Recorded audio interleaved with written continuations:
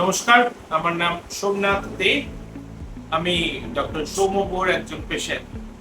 তো আমার এই 2025 সালের ফেব্রুয়ারির লাস্টে একটা ম্যাসিভ স্ট্রোক হয়েছিল, যদিও তার কোনো প্রি সিমটমস ছিলই না। আমি অ্যাজ সাচ কোনোভাবে কিছু বুঝতেই পারিনি যে আমি এরকম কিছু একটা রোগে ভুগছি বা আমাকে এরকম কোনো একটা অসুবিধার সম্মুখীন হতে পারে। এনিহাউ, তো স্ট্রোকটা হওয়ার পরে আমি আমার পরিবারের দিদিকে নিয়ে প্রথমে পিয়ারলেসে অ্যাটেন্ড করেছিলাম এমার্জেন্সিতে। সেখানে ওরা সেম কথা বলেছিল যে আমার একটা স্ট্রোক হয়ে গেছে, কিন্তু তখনও পর্যন্ত আমার কাছে ব্যাপারটা যেহেতু ক্রেডিবিলিটি ছিল না, আমি ওখান থেকে বেরিয়ে চলে আসি। আসার পরে আমার একটি বন্ধু ঐন্দ্রিলা, ও আমাকে এই ডক্টর গুহর কথা জানায়।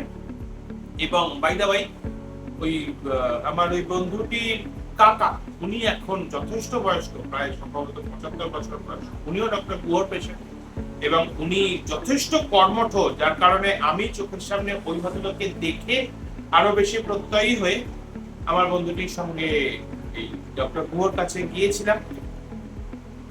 উনি তারপর আমাকে বাকি সমস্ত কিছু টেস্ট গুলো করানোর উপদেশ দিতে যেভাবে দিয়েছিলেন, সেগুলো করানোর পরে, অ্যাঞ্জিওগ্রাম করানোর পরে পুরো রিপোর্টে যা বেরোলো তাতে আমারও আন্দাজের বাইরে যে আমার নিজের শরীরের ভেতরে হার্ট রিলেটেড অংশে 4টে ব্লকেজ। তো শেষ পর্যন্ত ডক্টর গুহ আমাকে অ্যাডভাইস করলেন যে এটার বাইপাস করা ছাড়া কোনো উপায় নেই, অ্যাঞ্জিওপ্লাস্টিতে হবে না।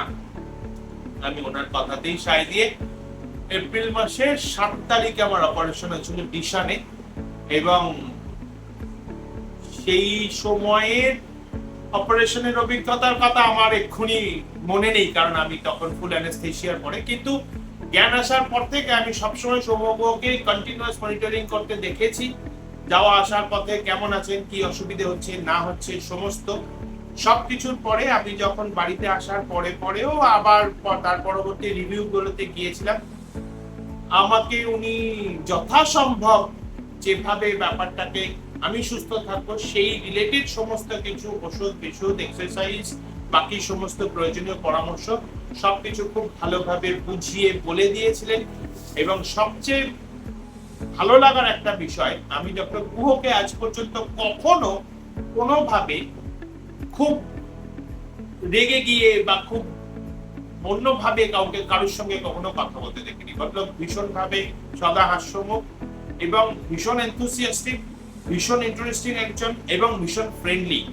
সবচেয়ে বড় কথা, উনি পেশেন্টদের যে কোনো কোয়ারি পর্যন্ত এত সুন্দর করে বুঝিয়ে বলেন, যাতে একটা পেশেন্ট খুব নিজস্ব ভাবে একটা শান্তি পায় কি আমার এই হয়েছে, তার জন্য আমি এই ওষুধটা খাচ্ছি এবং তাতে আমি খুব ইমিডিয়েটলি এইভাবে সেরে যেতে পারবো। আর এটার সঙ্গেই আর একটা কথা না বললেই নয়, আমার এই অপারেশনের পরেই আমার এই একটা ব্যাকটেরিয়াল ইনফেকশন হয়েছিল পায়ে, সেলুলাইটিস। তো যেটার কারণেও আমি, যেহেতু আমার কনসালটিং ডাক্তার সৌম্য গুহ, আমি ওনাকেই যোগাযোগ করেছিলাম। উনি আমাকে একদম গিয়ে দেখাতে বলেন। তো আমি যখন ডক্টর গুহকে গিয়ে আমার অবস্থাটা দেখালাম, পায়ের অবস্থাটা, উনি আর কোনো কিছু না ভেবে আমাকে অ্যাডমিশন নিয়ে নিতে বলেন।